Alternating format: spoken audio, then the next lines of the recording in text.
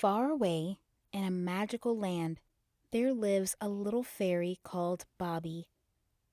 Bobby's favorite thing in the whole world is cake, and she ate a lot of them. Luckily, Bobby was excellent at baking cakes, so she could easily keep herself satisfied by making something sweet every day.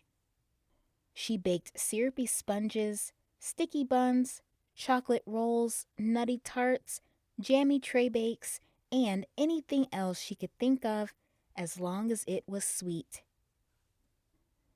Everyone in the fairy village knew that Bobby's cakes were the absolute best cakes in the world, so they would regularly pop by for a visit in the hopes that she would offer them a slice of her delicious treats and bakes.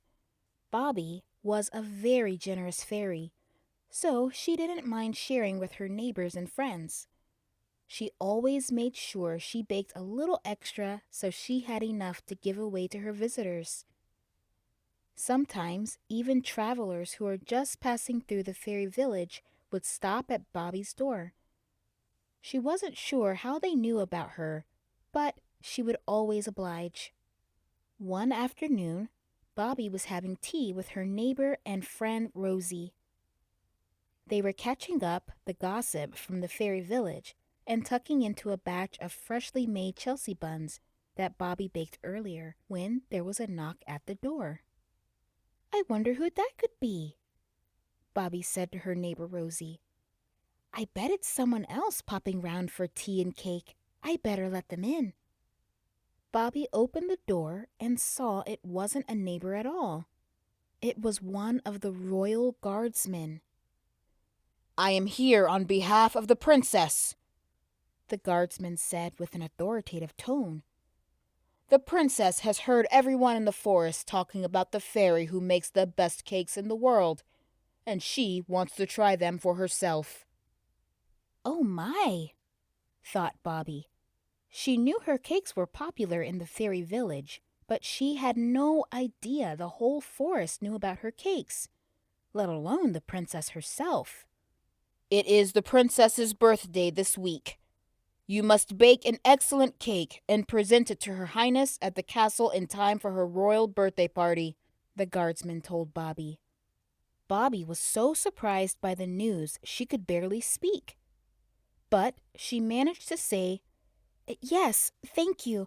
I would be honored to bake the princess a cake." The guardsman grunted at Bobby and said, "I will see you at the castle in 2 days.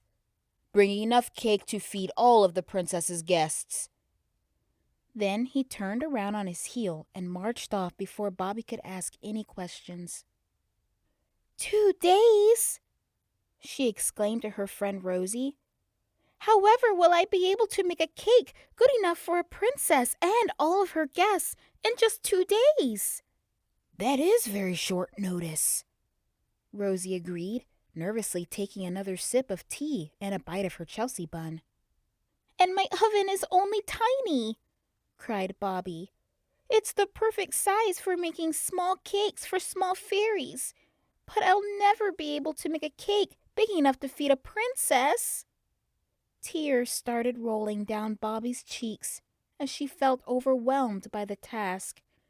But she did not want to let the princess down on her birthday.